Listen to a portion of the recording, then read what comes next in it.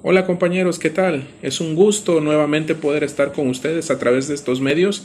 De verdad, muy emocionado porque es nuestra segunda sesión virtual, nuestro segundo momento a través de estos medios de comunicación para poder hacerles llegar a ustedes la información necesaria sobre nuestras clases, sobre esta materia de antropología, pecado y gracia, antropología que trastoca pues toda nuestra persona, todo lo que somos, nuestro ser, nuestra corporeidad y nuestra espiritualidad, y ser conscientes que somos criaturas, como hemos dicho en algún momento, y también ser conscientes de nuestro ser de pecadores.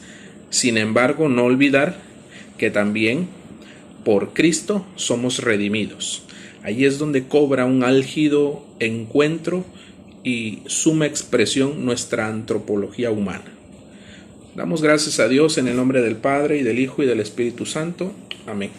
Señor Jesucristo, te pedimos en este momento que descienda el Espíritu Santo sobre nosotros, sobre nuestra inteligencia, y nos dé las palabras necesarias para poder compartir lo que solo tú quieres que se comparta, se transmita, y con tu palabra nos edifique, nos conduzca en la verdad. A ti, que vives y reinas por los siglos de los siglos. Amén. En el nombre del Padre, del Hijo y del Espíritu Santo. Amén. Muy bien, pues vamos a iniciar. Ya tengo prácticamente terminada su sesión, el material que les voy a compartir también a través del grupo de WhatsApp. Entonces, la sesión que nos toca abordar el día de hoy es la sesión número 7, el pecado original 1. Pecado original 1. Quiere decir que tenemos en la siguiente sesión pecado original versión 2.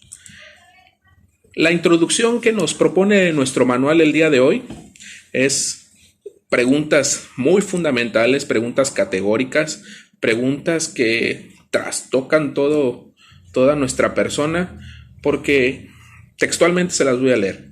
¿Cuál es el estado del hombre antes del pecado? ¿Qué quiere decir que el hombre nace con una situación de pecado? ¿Qué quiere decir que el hombre nace no solo al respecto de esto, sino que vive en esta situación también de pecado? ¿Cuál es el estado del hombre fruto del pecado, después del fruto del pecado? ¿Qué es el pecado original originado? ¿Y qué es el pecado original originante, verdad? Entonces, son las preguntas introductorias que también nuestro manual nos propone en torno a la temática que vamos a abordar el día de hoy. Pecado original, parte 1. La noción que nos propone el Antiguo Testamento sobre el pecado nos dice puntos muy álgidos, muy medulares. La gracia es antes del pecado, eso es evidente, eso no lo podemos dudar. Todo lo que Cristo nos propone, lo que Dios deposita en nosotros es mera gracia, y la gracia está por encima y antes que el pecado. La gracia es previa al pecado, así como es la amistad con Dios. En este orden de santidad y de justicia original, la gracia y la amistad con Dios eran previas totalmente al pecado. Dios traza una serie de normas y obligaciones categóricas, normas de vida, obligaciones específicas para el pueblo, que tiene un fin: salvaguardar la comunión con Él. Dios en el Antiguo Testamento traza una normatividad para el pueblo con una finalidad: estar en comunión con lo que Él propone para el pueblo. Pecar, por tanto, significa faltar a esa obligación y evidentemente romper con la relación de amistad propuesta por Dios. Por tanto, hay una doble acción de gratitud por parte de Dios. Una de que es la reciprocidad de las obligaciones y la reciprocidad de las bendiciones. Ya el texto del Génesis de manera muy puntual hace manifiesto de las consecuencias del pecado. Quienes ya hemos leído el texto del Génesis, la caída sobre todo, y después de la caída la expulsión, sabemos que pone de manifiesto el Génesis las consecuencias del pecado, que son el trabajo, que son el esfuerzo, el dolor, la pérdida del pudor, sobre todo el descubrirse desnudos, la muerte, la enemistad con Dios, la expulsión del paraíso mismo. Para el pueblo de Israel, en el Antiguo Testamento, la infidelidad a la alianza es el pecado con todas sus consecuencias que evidentemente tiene que pagar. El pueblo de Israel tiene que pagar las consecuencias. Tiene que dar cabal cumplimiento para que pueda vivir en esta comunión con Dios. Tiene que dar cabal cumplimiento a el decálogo, a la ley que a la ley que Dios Padre, a la ley que aquel Dios de Israel le propone, ¿verdad? Le propone como plan de vida y acción para el pueblo, saliéndote como pueblo de Israel de esta normatividad, saliéndote de esta casuística propia de Dios para la formación de las conciencias, para la formación de la libertad humana, para la toma de conciencia en torno a lo que Dios quiere para el hombre, saliéndose de ese cumplimiento de la ley que Dios propone, evidentemente el pueblo cae en este orden del pecado, en este separarse de Dios.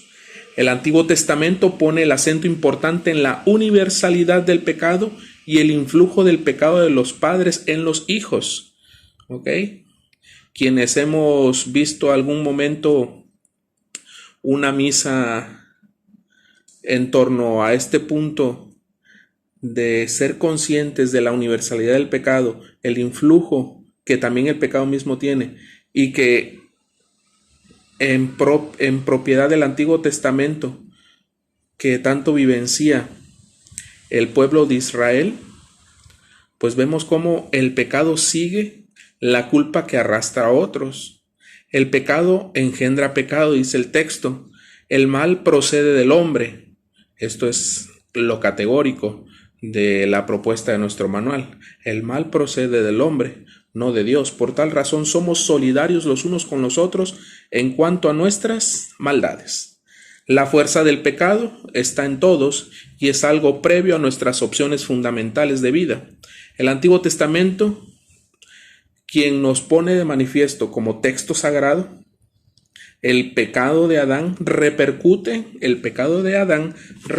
en toda la humanidad. De ahí que sea de carácter social o comunitario. Por la desobediencia de uno, todos fuimos constituidos pecadores, pero también posteriormente San Pablo lo va a decir en la carta a los Romanos: por obediencia de uno, todos seremos constituidos justos. Si por la desobediencia de un hombre entró la muerte en el mundo, el pecado en el mundo, por la virtud y por la gracia de otro, Cristo, entrará en el mundo la salvación, la gracia y la justicia. El pecado es universal y esta universalidad es fruto de la desobediencia del hombre, que es infiel al designio de la paz que Dios le ofrecía. El hombre, nosotros, estamos en una situación de pecado y solo la misericordia de Dios nos puede salvar. El Antiguo Testamento nos habla de la transmisión del pecado y de la culpa, pero también en este transmitir el pecado y la culpa nos abre la posibilidad y la puerta al misterio de la solidaridad y de la comunión de todos los hombres. Por otra parte, hermanos, la noción del pecado como el segundo tema a desarrollar, la noción del pecado en el Nuevo Testamento, el texto guía específico, el cual les invito a que lean en sus Sagradas Escrituras, Romanos 5 del 12 al 21, todo el texto, toda esta perícopa que nos habla específicamente del influjo del pecado de un hombre, ¿verdad? Que es Adán, que por él llega la muerte, la transgresión, el pecado, y que por Jesucristo llega la gracia, la vida eterna a los seres humanos, a cada uno de nosotros. La gracia, así como lo expresó también el Antiguo Testamento, está antes de nuestras decisiones personales. Junto a la afirmación de la responsabilidad individual está la convicción de que el pecado no afecta únicamente a aquel que lo comete, sino a todos, a toda la raza humana. Hay por tal una solidaridad física y moral a la vez que une por el Espíritu a las diversas generaciones contemporáneas entre sí. Entonces, la afectación del pecado de uno, Adán en este caso, trastoca toda la generación y toda la contemporaneidad de los seres humanos y de toda la humanidad misma. El pecado ha entrado en el mundo por el pecado de Adán, pero asimismo todos somos justificados si aceptamos dicha justificación, la justificación de Cristo.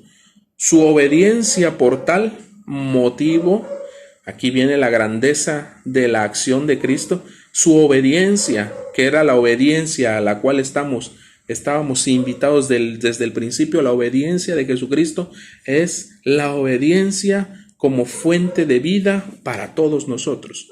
El subirse al madero de la cruz, a pesar de sentir este dolor, a pesar de sentir este miedo, este esfuerzo sobrehumano de aventarse al ruedo, de decir que sí, a pesar de no saber qué iba a suceder, ¿verdad? Porque humanamente Jesús sufre estos embates personales de sufrimiento, de encuentro, de estar realmente preguntándose si valía la pena hacerlo.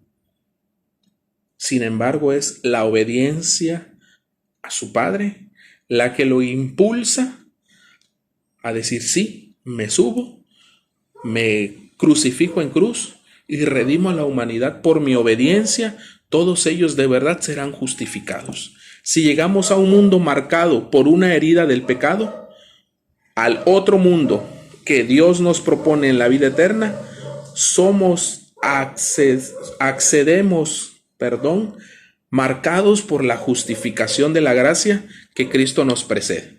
Si a este mundo llegamos marcados por la desobediencia y la herida del pecado, por la obediencia de otro, Jesucristo, accedemos al mundo que Dios nos propone, justificados desde la gracia. Entramos ahora, hermanos, al desarrollo histórico de la doctrina del pecado. En el desarrollo histórico nos propone pensamientos muy específicos nuestro manual, ¿verdad? El primer pensamiento que nos propone es el de Melitón de Sardes. Propone de manera muy concreta en nuestro manual: Adán nos dejó como herencia, la fuerza del pecado, y como consecuencia cometemos pecados personales. Irineo de León, un gran famoso obispo, él nos propone lo siguiente: nuestro es el pecado de Adán, como nuestra fue la obediencia de Cristo. Orígenes, padre de la Iglesia de Oriente, bajo el influjo platónico, evidentemente, cree que el alma pierde su pureza al entrar en contacto con la materia. De ahí la necesidad del bautismo para niños, ¿verdad? Entonces aquí es donde ya se entresaca históricamente el bautizar niños para alcanzar la pureza. Tertuliano, también padre de la Iglesia de Oriente, ¿verdad? La necesidad del bautismo, él propone este argumento: la necesidad del bautismo, pues todas las almas impuras están adheridas a Adán, purificadas evidentemente por el bautismo, se adhieren a Cristo. Ya de este lado, ya de Occidente, ¿verdad? Ya los más cercanos a nuestro día a día, lo que es San Agustín. San Agustín de Hipona nos propone: el pecado de Adán nos ha hecho a todos pecadores. No es un pecado por voluntad propia, no es un pecado que yo haya hecho. Toda la humanidad es una masa peccati, de la que solo salimos por la gracia. Los pelagianos, o el pelagianismo es una herejía del siglo V, que negaba la existencia del pecado original, falta que habría afectado solo a Adán. Escuchen, una falta que solo había afectado solo a Adán. Por tanto, la humanidad nacía libre de la culpa. Se está quedando solamente con el pecado original originante. Nosotros no traemos esta consecuencia del pecado de Adán. ¿Ok? Por tanto, la humanidad nacía libre de la culpa. Y una de las funciones del bautismo era limpiar ese supuesto pecado. Quedaba así sin sentido. Además, defendía que la gracia no tenía ni un papel en la salvación, solo era importante para obrar bien, siguiendo el ejemplo de Jesús. Entonces, ellos minimizan la fuerza del pecado, ¿ok? Eso es de manera muy funcional, muy puntual, el argumento de esta herejía pelagiana. Por otra parte, San Anselmo nos habla al respecto en este punto. El pecado es una ofensa contra el honor de Dios. Eso es sentencia, ¿verdad? Eso es categórico. Adán al pecar se hizo reo de tal delito y todos pecamos cuando pecó él. ¿Ok? Si él pecó, la consecuencia natural es que acarrea su propio pecado a sus descendientes, pues el ser lo recibimos de él. Nacemos sujetos a la concupiscencia. Esta privación de la justicia trae privación, por tanto, de la gracia. Santo Tomás de Aquino, en sus disertaciones, fue muy sintético, fue muy concreto y nos dijo lo siguiente: el pecado original formalmente es la privación de la justicia original y materialmente es la concupiscencia. Ya los reformistas, que en este caso Lutero y Calvino, ellos reconocen la doctrina del pecado original ciertamente, pero ponen el acento en la corrupción de la naturaleza humana. O sea, la naturaleza humana está corrompida. Situación que la escolástica negaba al afirmar que la naturaleza no queda corrompida por el pecado original. Se corrompe en cuanto que esta naturaleza, por la libertad, se opone a Dios. Ya el otro punto ya más cercano a nosotros, 1500 y fracción aproximadamente, 1540, 1550, el Concilio de Trento, ¿verdad? Nos vamos a delimitar en el Concilio de Trento a categorizar y a resumir su doctrina en los siguientes aspectos. Son 4 aspectos muy puntuales que el Concilio de Trento en torno a la doctrina del pecado nos propone, ¿verdad? A nivel cristológico, a nivel eclesiológico, a nivel antropológico y etiológico.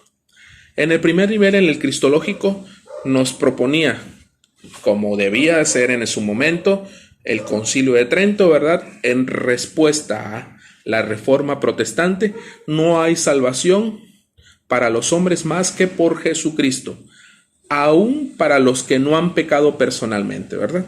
Entonces, a nivel cristológico, la sentencia categórica del Trento fue muy cuadrada, fue muy esquemática y decía: no hay salvación para los hombres más que venida por Jesucristo. A nivel eclesiológico, la salvación de Cristo se realiza por medio de la Iglesia y en ella, reafirmando la figura específica del actuar de la Iglesia en el mundo. Y específicamente, en este nivel eclesiológico, el bautismo.